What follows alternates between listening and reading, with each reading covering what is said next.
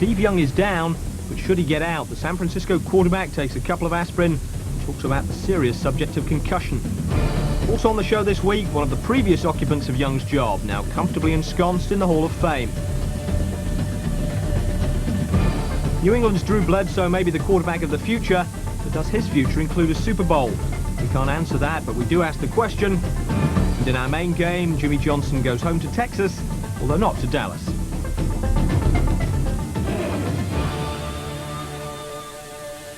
Good morning. Now, there's always one big match that we can't show you on the big match because it kicks off after we go on air, the Monday night game. And last Monday's was a particularly big one, the Packers against the Cowboys. So before we do anything else this week, we're going to show you that.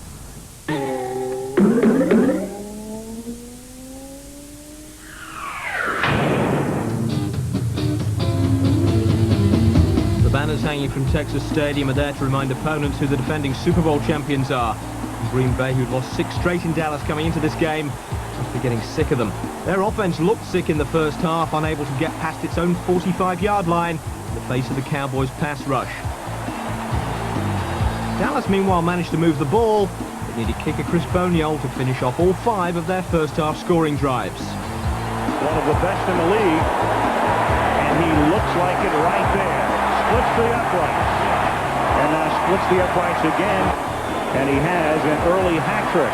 This one is good, just good. The Dallas defense wasn't just good, though. It was great. Green Bay has it to the 14-yard line, and Favre gets taken down. While Boniol was netting 6 straight field goals for an 18-0 lead, Packers couldn't even manage one of their own. After Chris Jackie's miss, though, they finally threw a 6 to start. But Brett Favre's pass to Derek Mays came with under 2 minutes left, and with an 18-6 lead, all Dallas had to do was run out the clock. As the clock ticks down, one more play, one more kneel down, and that'll do it.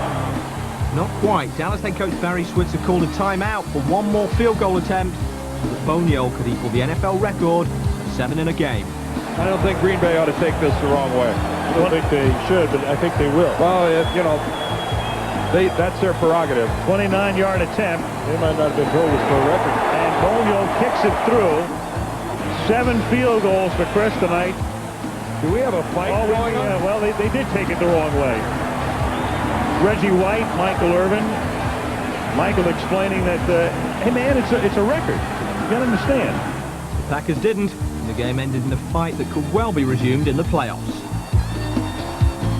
I wouldn't deny my own son, your son, or anyone else an opportunity. Life has very few moments when you can set an NFL record. And he damn sure deserved it tonight because he won the game with his foot. Not content with just running up the score on the Packers, Dallas have added insult to injury, or rather headgear to humiliation, by taking Green Bay's incredibly successful cheesehead concept and coming up with Starhead, which looks like something a 7-year-old might come home with, having landed a minor part in the school nativity play. Anyway, they're the hot item in Dallas at the moment, and come playoff time, Texas Stadium will probably be one carelessly discarded cigarette away from a major foam rubber fire. The Packers, by the way, didn't hang around after getting beaten. They went out and signed wide receiver Andre Rison, who to no one's surprise couldn't get along with Jacksonville's disciplinarian head coach Tom Coughlin, and have been released by the Jaguars. Rison has a week to master the Lambeau Leap and get his number plate changed before the Packers play St. Louis this Sunday. Time for the main game now, and it's the Dolphins against the Oilers in Houston.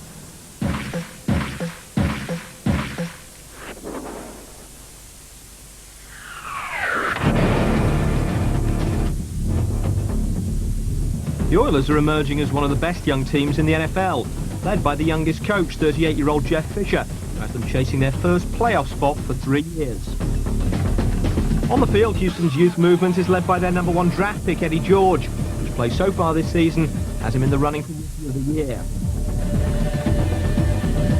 And at wide receiver, Chris Sanders, a rookie last year, is averaging 20 yards every time he catches the ball, the best in the league.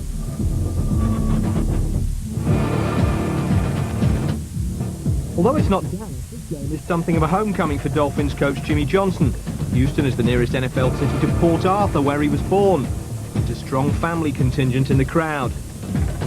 And to keep the folks in the complimentary seats happy, Johnson's relying on a fully fit Dan Marino and a couple of rookies of his own, Zach Thomas, another Texas native on defense, and Kareem Abdul-Jabbar, who has 10 rushing touchdowns so far this season.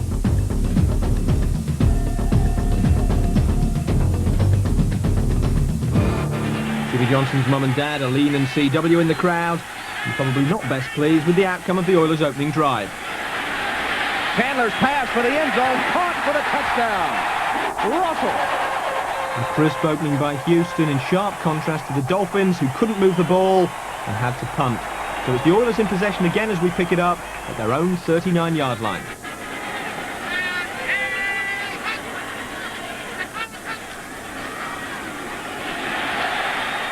Eddie George, only a couple of yards. We're told, by the way, that Keith Sims, who left the field for the Dolphins, will return, not seriously injured. What a find this guy is, not for his athletic talent. When you talk to Houston Oilers coaches and members of management, this guy is a 10 off the field. The offensive line of the Houston Oilers lobbying for this young man to be Rookie of the Year. And his physical talent, no slouch either, as he's closing in on 1,000 yards in his rookie season. Chandler whips it right on target to Willie Davis. Davis out of bounds in Dolphin territory at the 47. Chased out by Terrell Buckley, but it'll be a Houston first down. A cover of 13 yards on the completion by Chandler. Always had an extremely strong arm. This is now the 5th season he's been with Jerry Rome. 3 at Arizona, 2 here at Houston, and understands the offense completely. Chandler's a guy, this is his 5th team in 7 years. Now seems to have found his place. There's Jerry Rome, the offensive coordinator. And Chandler off to a 5-for-5 start. Harmon in motion. Chandler's pass, another completion. This one to Sanders. Chris Sanders in his 2nd season from Ohio State, taken out of bounds by Sean Wooden. That's a 15-yard gain. And Tom, we continually see Harmon and George in the backfield, and what it's doing is it's distorting the coverage of the Miami Dolphins. This deep out to Sanders, you see Harmon up front. There's no underneath help for Wooden. He's got to handle it by himself, and Sanders with an excellent catch. And Chris, there's tippy toes, Chris Sanders. Always has run like that. He said people forget his first name, Chris. They call him Tippy Toes once they see him run. A great track star in his high school days in Denver. Inside the 30. Eddie George with another carry. 25. Oliver on the stop. And of course, Oiler running backs are measured by the yardstick of the Tyler Rose, Earl Campbell. Through 10 games of his rookie season, he had 944 yards. Right at 900 for Eddie George coming into today's play. Already has gone over the 900-yard mark this afternoon. Eddie George is 6'3", 233 pounds. We are talking a running back in fullback size. 2nd and 6. Chandler has hit all 6 of his passes. Draw play, handoff to George. And Eddie fights his way to the 15-yard line. Tim Bowens makes the tackle there. You know, when a coach starts a football game, you want to establish some kind of control, some sense of we know what's happening, we know what's going on. Houston has that feeling offensively. Miami does not. With all the motion that Houston has run, it's really kind of pushed the Miami defense just kind of out of its envelope. They're just not in the right spots here. 3rd down and 3. Harmon and George, the split backs. Actually, it's Rodney Thomas in now for Eddie George. Chandler throws. Harmon puts on a little move and lowers his shoulder to the 15 where Sean Wooden takes him out of bounds. Another complete pass by Chris Chandler. This one another first down. 10 yards to Harmon. Always been a great weapon, but here's Harmon. He follows motion, and again, he just kind of gets lost. The Miami defense really doesn't pick him up. Chris Chandler takes advantage of it. Wooden, after a nice first down pickup, has to knock him out of it. Look at that. 549 receptions. The quiet man. 4th all-time for Harmon in his 11th season now from Iowa. Had so many good years with San Diego. Before that with Buffalo. First miss by Chandler today. It's short-hopped Rodney Thomas. Incomplete. It'll bring up 20 Thomas, a 2nd down play and 10. And Chandler saying, that's on me. You know, you like to see that. Interesting, when we talked to Jerry Rome the other day, he said, you know, this kid in Arizona was uncoachable. He did not want to listen to anything I said, thought he knew everything. He said, get away from me. Don't bother me. You don't want to be coached. I don't want to coach you. But 6 weeks later, he came back and said, I was stupid. Coach me. If he stays healthy, one of the best arms in the league. Well, the mature Chris Chandler has benefited from talks with his father-in-law, former NFL quarterback John Brody. Chandler hits Wycheck, who bowls his way in for the score.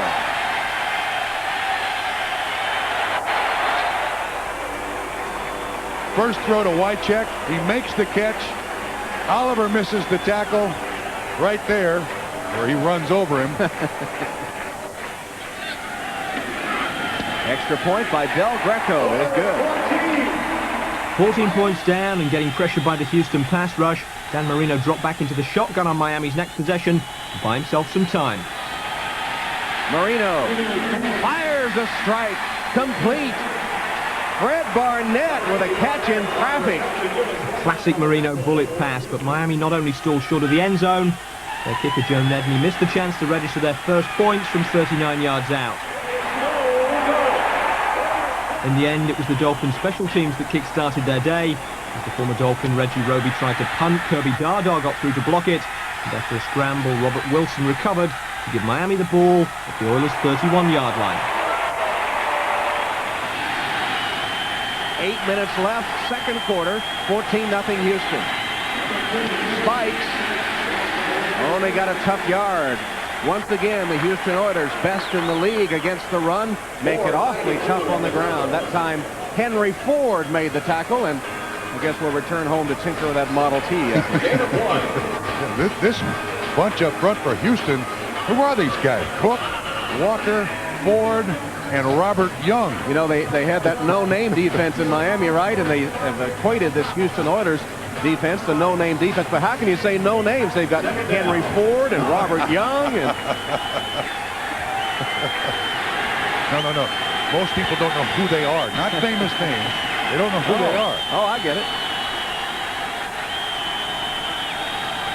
Marino. Quick release. Fires complete inside the 20. Dolphins first down. Fred Barnett again in traffic. There is a penalty marker on the play. 11-yard gain if it stands. Hold against Houston, so it will stand. Barnett celebrates. Yeah, he's only had 3 weeks work with Dan Marino. 23 defense. Penalties decline. First down. Blaine Bishop on the hold. Barnett on the outside only had 3 weeks to really work on what Dan Marino wants, and he said, look, Dan Marino's the conductor. You know, I'll do what he wants. And this is a veteran player. The Dolphins chose not to put him on IR when he tore up his knee. Had surgery amazing anyway, huh? Yeah. And he comes back and is going to be a big contributor. 19-yard line, first down Miami. They trail by 14. Spikes turns the corner. Irving Spikes collides with Wortham and Robertson, but has the ball at about the 11-yard line. Now Spikes, the fullback, plays running back. Short little guy. Great strength in his legs. A decent pull there done by the offensive line. Watch his hit. That's two big hitters. Robertson on Spikes. They will knock helmets all day long and neither back off. Marcus Robertson, we asked him about that name. Marcus, he said he was named after Marcus Welby, MD. And who's he playing with on this defense? Robert Young.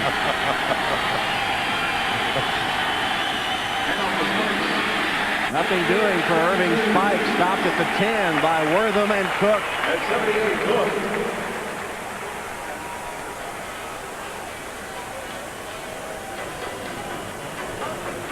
Going to bring up third down and about 2 for the Dolphins. Desperately needing some points. Less than 6 minutes till halftime. It is third down. Jeff Fisher and his Oilers have played good defense all season long, especially against the run. 3rd and 2. That fact might force Marino to put it in the air. He will. For the end zone and the touchdown. Irving Spikes out of the backfield. Well, that kid did a great job. There was excellent coverage by Barrow. The block punt on Reggie Roby gives the Miami Dolphins great field position. Spikes kind of made that up. Spikes, that's just his 8th catch of the season. He runs the, here's Spikes right here, and he runs the out. You're going to see 56 pick him up while he kind of goes out of the screen. But then Marino looks away. Spikes turns up into the end zone. Marino comes back to him with that quick release, gets the ball for the score. And Nedney puts the extra point through. Miami's defense kept the momentum going by forcing the Oilers to punt on their next possession, giving Marino time to put together a drive before half-time. Here he hits O.J. McDuffie to move the Dolphins inside Houston's 40-yard line. And in the final seconds of the half, Joe Nedney came on to convert a 34-yard field goal attempt, which narrowed the gap to 4 points at the break. We'll have the second half for you in a couple of minutes. Oilers 14, Dolphins 10. It's halftime.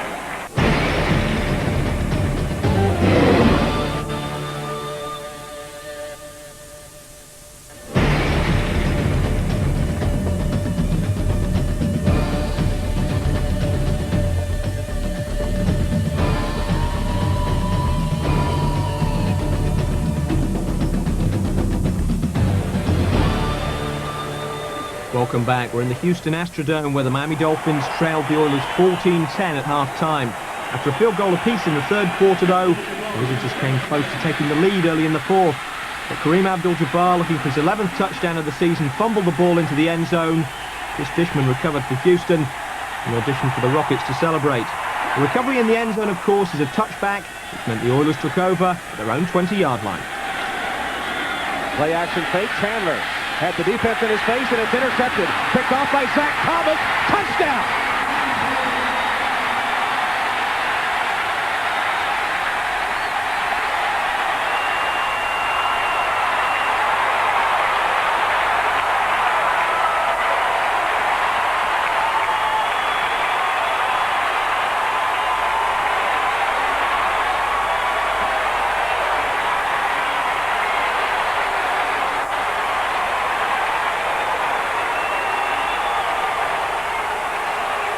He did everything right, except keep the football. Yeah. His first NFL touchdown from Pampa, Texas. And Texas Tech. Fred and Barney. Izzo made the run on the fake punt for a big first down. Thomas with the interception and the touchdown. And Miami, for the first time today, is in front.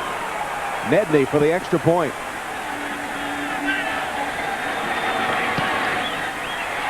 And it's good. Well, his dad, Steve, up in Pampa, Texas, recovering from back surgery, just got right up off the couch.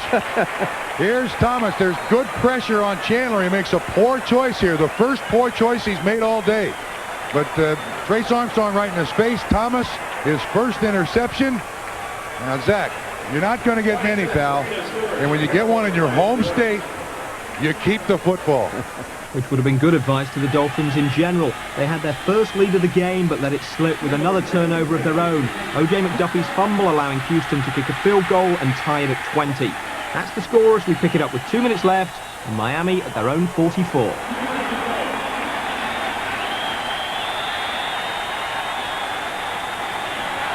Toss on the sweep to Abdul-Jabbar. Sacked up by the Houston defense at the line of scrimmage. Barrow and Wortham, linebackers, got there first. As Houston continues to play without their two excellent starting safeties, Blaine Bishop and Marcus Robertson, who have been injured during the course of the game. Renee Stewart and Raphael Robinson, their backups, are in there, and it was Robinson that Marino picked on for that big first down toss a moment ago to O.J. McDuffie.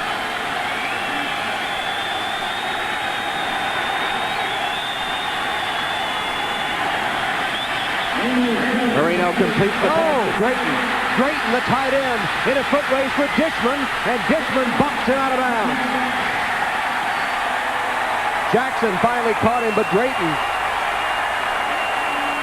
rambling down the sideline, has the Dolphins in position to perhaps win the game. Houston comes with a blitz. Tom, the two defensive backs knock each other down. Here's Barrow coming from the outside, but when Drayton releases, 37 is out there. He and the corner collide. Watch what happens out here on just a quick drag. 37 follows him out. Catch is made. Oh, actually, it's a block by Barnett. Number 80, Barnett.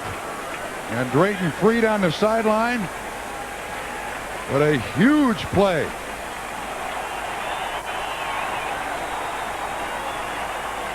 .20 with 1:06 remaining in regulation. The ball at the 5-yard line, 1st and goal for Marino and the Dolphins. Spikes is the setback. Irving Spikes hit in his tracks, dropped back at the 10-yard line. 5-yard loss. Renee Stewart, the free safety. 50 seconds left. Spot the ball back at the 8-yard line. Loss of 3 on the play. It'll be 2nd and goal from the 8 for Marino and the Dolphins. 31 times he has taken the Dolphins from behind in the 4th quarter. Now, Tom, let me tell you why they're snapping this ball again. All they want to do is take some time off the clock and make Houston use, well, they've already used their last time out. Sean Wooden back there in the safety position. And Marino just takes a knee. Yep, just let the clock run down as far as they possibly can. Houston will get the ball with no timeouts left and very little time. And it will all be on the shoulders of the rookie, Joe Nedney. He missed a field goal from 39 yards to open the day, but has connected twice, including a career-long 44-yarder. It looks like there's about a 7-second differential between the play clock and the game clock. Again, Marino takes a knee. Houston cannot stop the clock.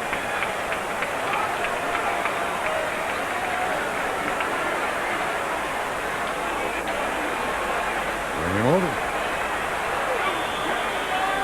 So it will be Nedney to kick the field goal to either win it or put us into overtime. I think he makes it. Game over. Well, we have seen one blocked kick today. A Roby punt was blocked. It's going to be about a 29-yard attempt. See exactly where they spot it.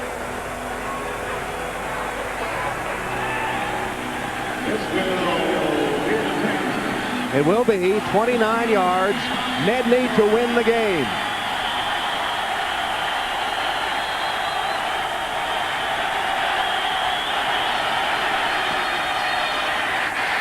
Dead center. Dolphins win.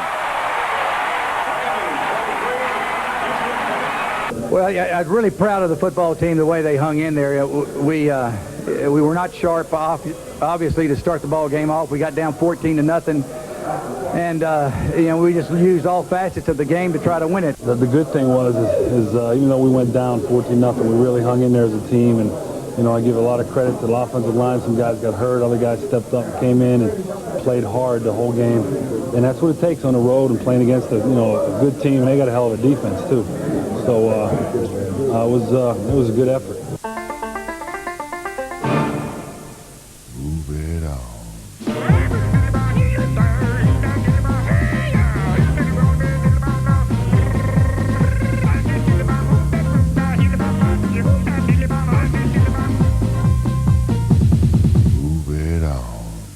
So Jimmy Johnson's mum and dad go home happy. This week, though, they'll be back in front of the tally because the Dolphins are home in Miami against Pittsburgh. We're going to take a look at the Steelers game last week now, a bit of a revenge match against Jacksonville.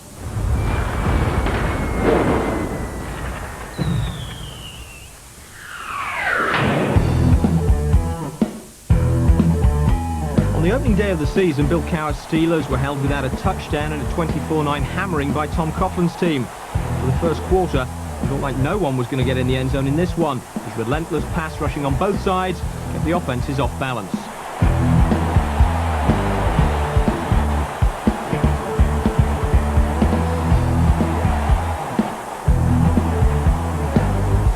In the second quarter, though, cornerback Mickey Washington played far too far off Pittsburgh's Yancey Thigpen. Mike Tomczak saw it, hit him for a 23-yard gain.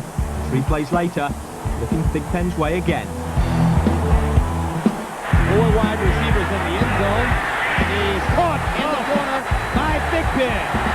On the Jaguars' next drive, Pittsburgh held a linebackers meeting at Mark Brunell. Brunell fumbled, and the Steelers recovered at the 3-yard line, Jerome Bettis territory. Here's Bettis. Touchdown. That was 14-0. All the Jags could manage in the first half was a field goal. In the third quarter, Brunell finally put together a 13-play drive and took Jacksonville inside the Steelers' 10-yard line. Steelers lit. Oh, Cornell Lake. And Lake is going to have a touchdown.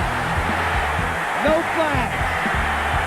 Tremendous play by Cornell Lake. And Tom Coughlin sportingly applauds it. That's as close as the Jaguars got to the end zone. Mike Tomczak finished them off before the third quarter was over. Dixon again. 25 points was the final margin of victory. A payback with 66% interest.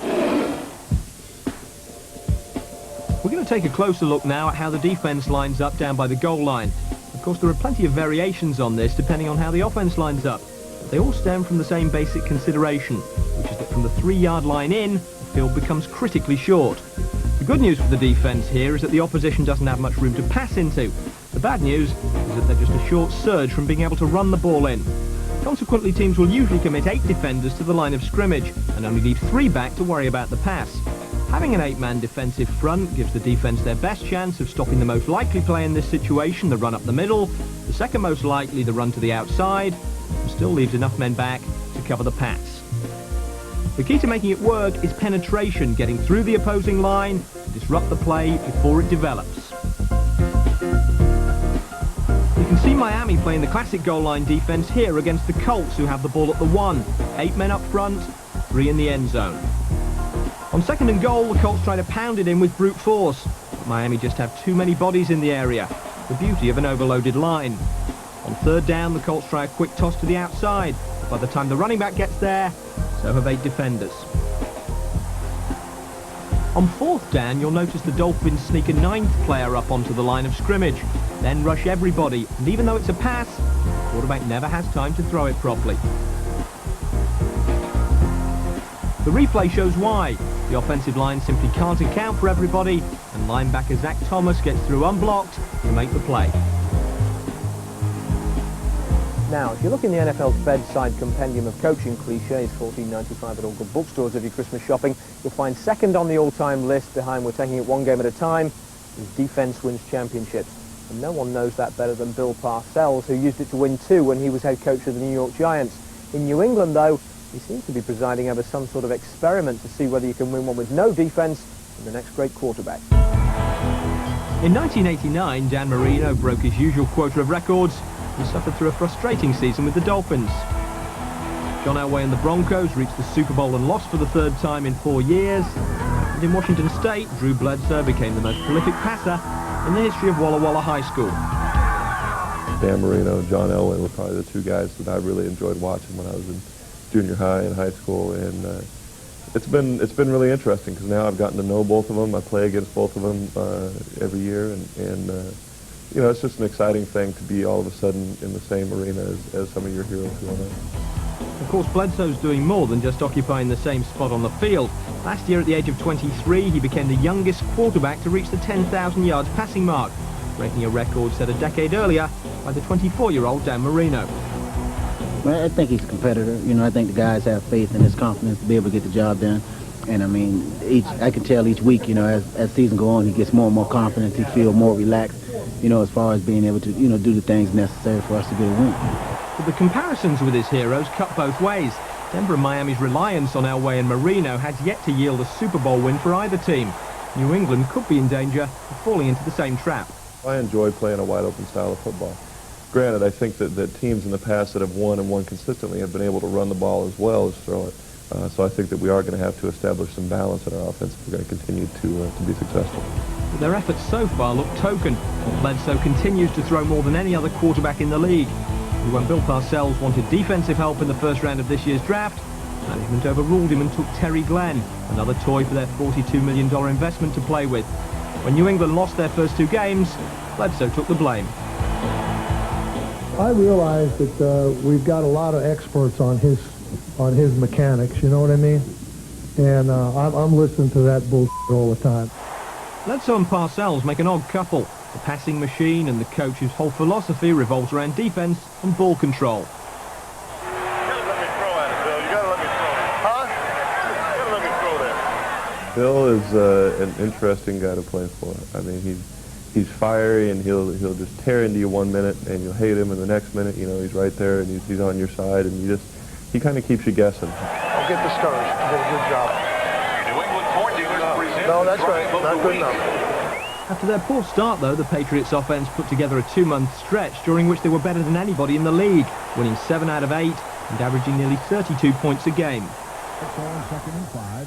Play action, rolls right, looks left, throws left, wide open, Coach, down and in, touchdown, Ben Coach. Yeah, but guys, you know, kept believing that we can get, you know, job done, and it's just basically a matter of time before we can able, you know, basically pull things together collectively as a team. We're a young team. Really, the nucleus of the team came in with me, and I've been here only 4 years, and you know, we're starting to get to know each other, and I think as we continue to grow up as a team, we're going to be a force to be reckoned with. Last week, Drew played one of his heroes and got a possible glimpse of his own future. John Elway threw just 23 passes against New England, while the New Balance Broncos ran the ball 45 times. Contrast that with the Patriots, who managed just 8 rushes the entire game, while Bledsoe put the ball in the air 41 times. Bledsoe play action on first down, guns it down the middle, intercepted. Steve Atwater picks it off for Denver. I kind of thought we might have been past that kind of performance, you know. I really did. But that's what's humbling about this game. You never know when it's coming back. We took a big step backwards this last game, but you know, we feel like we've got the talent, and we've got the attitude, and we've got the coaching staff to get us into the playoffs and do something once we get there. Talking of coaches, our producer bravely piped up at Parcells' weekly press conference to get his thoughts on Bledsoe's season. You tell the folks at the UK he's doing all right, you know, but his autobiography will be out sometime in the future. And that quote's unlikely to be in it. The big question is whether Bledsoe's ghostwriter will have a Super Bowl to get his teeth into, or just a long list of passing records. After the break, Steve Young talks about the impact concussion could have on his future. Fame looks at another great San Francisco quarterback. We preview the 49ers' big game against the Redskins in Washington this week.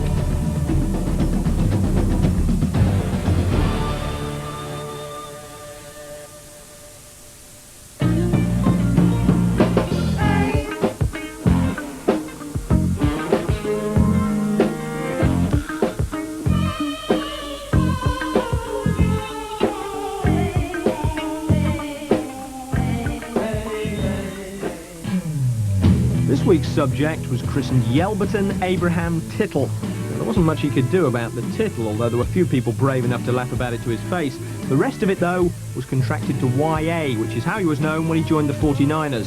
He spent most of the 50s there, a good player on a mediocre team, and his main accomplishment was inventing the last-second heave towards the end zone that we know as the Hail Mary, but back then was called the alley-oop. This has got to be the alley-oop. There is no time for anything else. Tittle throws. Owens is double teamed. He's going downfield near the goal line. He goes up. He's got it. A great catch.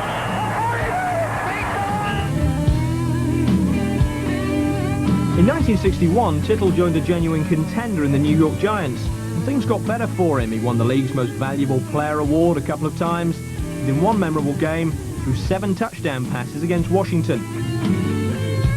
But although he took the Giants to 3 consecutive championship games, Tittle never won a title. In 1961 and 62, the Giants were well beaten by the Packers, and in 63 they lost to the Bears. On a freezing day, Tittle overcame a fever and a badly sprained knee, but ended up throwing 5 interceptions as the Giants went down 14-10. YA was voted into the Hall of Fame in 1971, but he entered as one of the great players who'd never won the big one.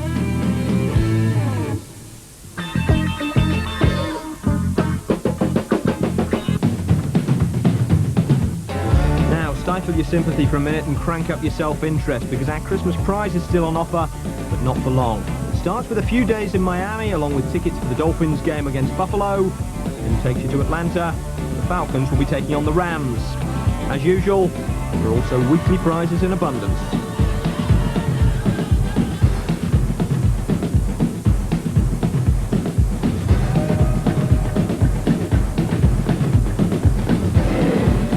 question we've nicked off the back of an American cereal box this week. Which team did the 49ers beat in their first Super Bowl?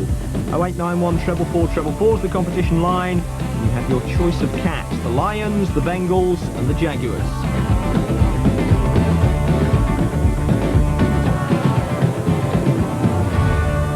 Last week we asked you where the Oilers are off to after their lease at the Astrodome runs out, and it's Nashville. Is that Nashville? I suppose it must be. Now, since my day rate is considerably lower than the models used in the competition sequence, I've been asked to display this latest weekly prize that we've just got in from the NFL. It's the official Super Bowl 31 football. Well worth having if you can afford the phone call. And talking of phone calls, Willie Brown, the mayor of San Francisco, made the most expensive of his career last week, at least in political terms. He was on a conference call from Paris when a reporter asked him whether he was trying to persuade the French to invest in the new stadium that San Francisco is building for the 49ers. Here's his answer. Well, I'm trying to get the French to invest in a new quarterback. This guy Gerback is an embarrassment for humankind. After that interception and that bonehead intellectual breakdown in the last game against Dallas, and we lost it 20-17, he can't play in any stadium that I'm going to assist to be built. Now, why has the mayor been on an exhaustive taste test of the new Beaujolais, or he'd forgotten that football fans make up a large part of his electorate? Either way, he was suitably apologetic when he got home, especially when he heard that Gerback's baby son had been undergoing surgery during the weekend of that game. Now, Gerback was on the field against the Cowboys, of course, in place of the injured Steve Young. And it seems that you hardly hear Young's name mentioned these days without the prefix the injured. Out of 11 games this season, he's missed all or part of 8. And what's especially worrying is the number of concussions he's picking up.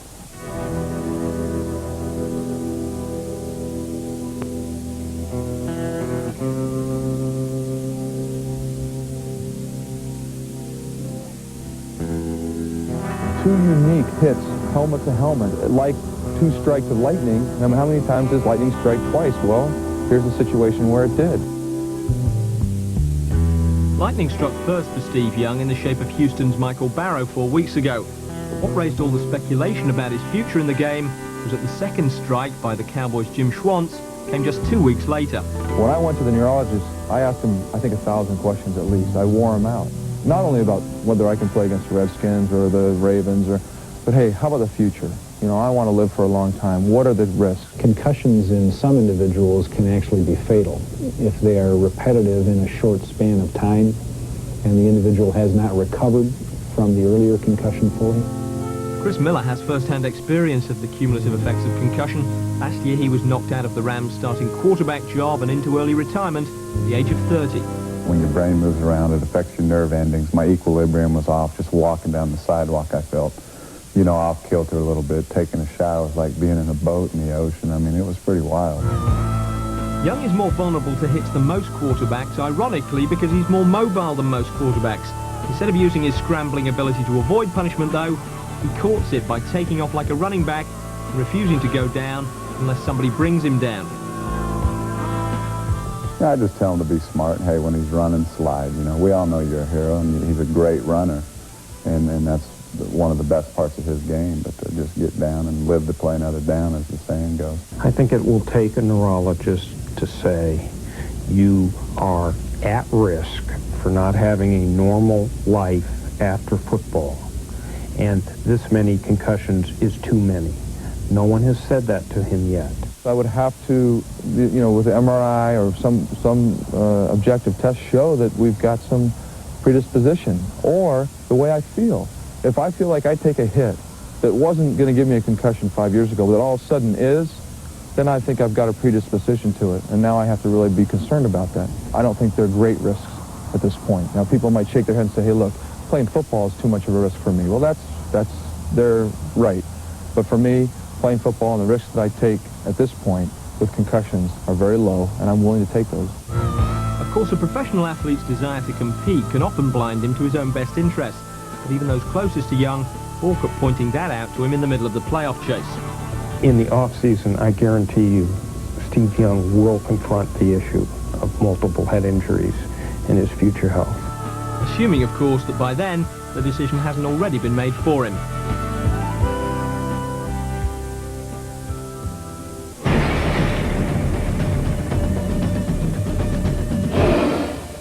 Well, the big decision for the 49ers going into this Sunday's game against Washington was whether to risk Young, and after much agonizing, he will start. The key, though, may be whether Washington's Terry Allen can rush for 100 yards against the San Francisco defense that hasn't let that happen for 18 games. Well, last week, Allen and company faced their mirror image, Philadelphia, who were tied with Washington for first place in the NFC East going into the game. Once, though, Allen took a back seat to Gus Frerotte, who threw 2 touchdown passes to the Redskins' promising young tight end, Jamie Asher.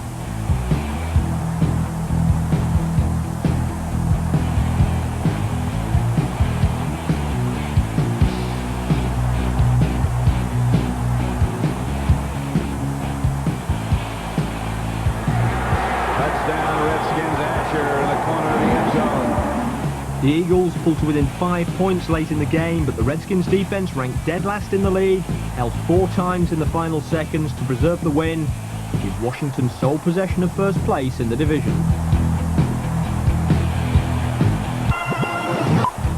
San Francisco played Baltimore last week, and with Steve Young still dazed and concussed, Elvis Gerbach started and looked good. He hit Jerry Rice with a 34-yard pass and ran for a touchdown himself, as did Terry Kirby. Big ball for Kirby. Niners get the win. Gerbach gets the vote of confidence. San Diego are on the road in Kansas City this Sunday, which means 2 of the game's best linebackers on the same field. Chargers number 55, Junior Seau, and the Chiefs number 58, Derek Thomas. Last week, the Chiefs played the Bears, which reunited Thomas with an old friend. Thomas and Dave Craig will always be linked by a game 6 years ago when Craig was quarterback with the Seahawks. Thomas set an NFL record that day with 7 sacks. It was the one he missed that counted. On the last play of the game, Craig shrugged him off and threw the winning touchdown. Well, the two of them made another piece of NFL history in this game. Craig came into it 1 sack away from being the most sacked quarterback in NFL history. Craig is flushed away, and Derek Thomas gets him again. Thomas got him twice to put them both in the record books. But late in the game, just like 6 years ago, Craig had a chance to get the last laugh with the winning touchdown. Craig is going for Ingram.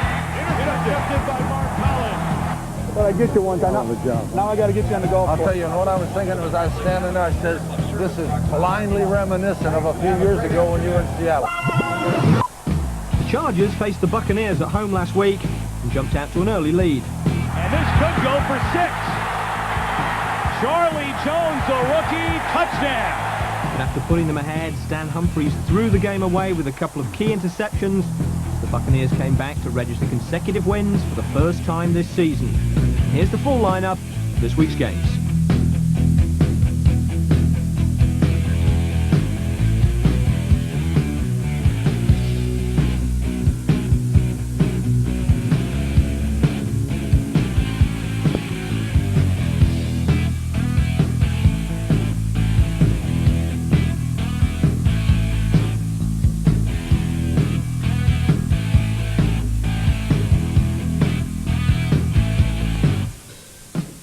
The big NFL news this week actually came out of college football, where Lou Holtz, the head coach of Notre Dame, announced that he was resigning at the end of the season. He's not retiring, though, and this line from his press conference will have had a few coaches around the league reaching for the milk of magnesia. Well, let me put it this way. Either I got to get a job or my wife does. Based on past experience, I got a pretty good idea what direction that's going to go. Now, Holtz's only previous NFL experience was quitting after less than a season in charge of the Jets, but he's known to be friendly with several board members of the Minnesota Vikings, and the whispers about Dennis Green's future have already started up there. The other piece of news this week is bad news for Seahawks fans, because John Freese, who'd won 4 games out of 6 since taking over from Rick Myra and had Seattle on the fringe of the playoff hunt, is out for the season after breaking a bone in his right leg in the game against Detroit last week. That's the game we're going to start the roundup with.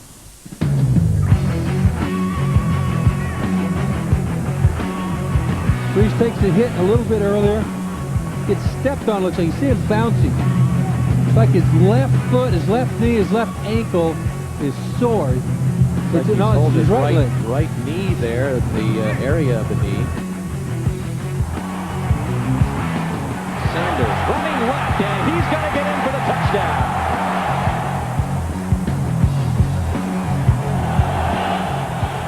Meyer needs 10. Call a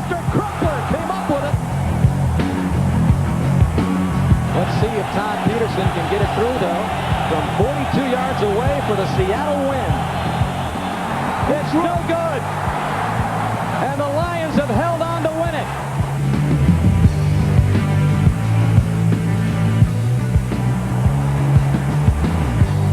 Here's the interception. The pick by Gary McDaniel. 56 yards and a touchdown. Dixon drills this one through, and the Minnesota Vikings in overtime have beaten the Raiders in Oakland.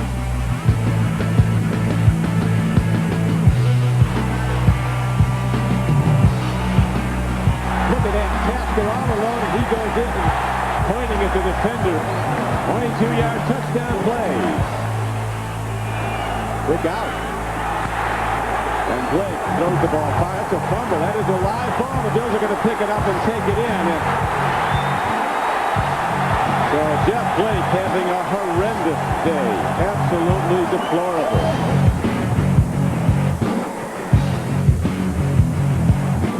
Colston, everybody. It is intercepted at the 35-yard line. Down the sideline into the end zone for the goal. Here's the blitz pressure. Spun down into the safety.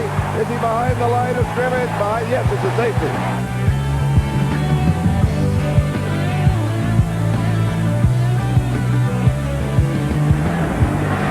Amen. Escapes. Goes end zone. Touchdown. That's Abear.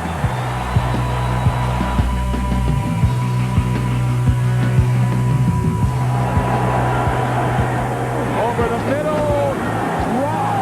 Lyle with the hit, and Walls could not hang on. The ruling on the field is a touchdown.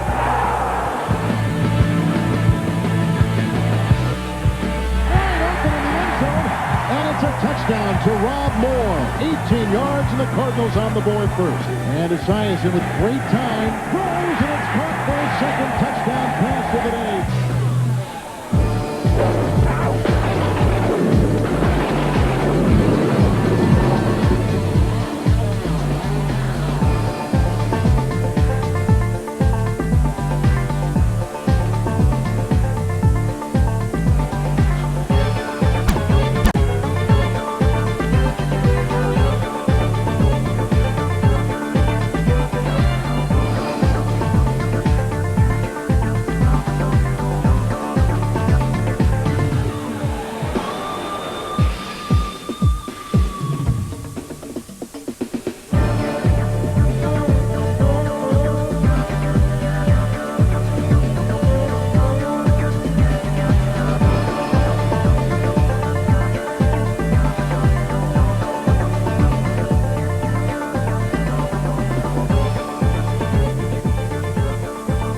About it for this week. If you fancy this foam starhead, by the way, I'll be accepting confidential cash offers on the Channel 4 website.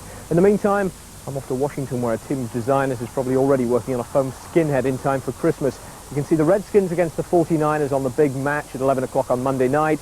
Blitz will be back at the same time next Saturday morning. See you then. Reluctantly crouched at the starting line. Engines pumping and thumping in time. The green light flashes, the flags go up. Churning and burning, they yearn for the cup. They deftly maneuver and muscle for rank. Fuel burning fast on an empty tank. Reckless and wild, they pour through the turns. Their prowess is potent and secretly stern. As they speed through the finish, the flags go down. The fans get up and they get out of town. The arena is empty except for one man's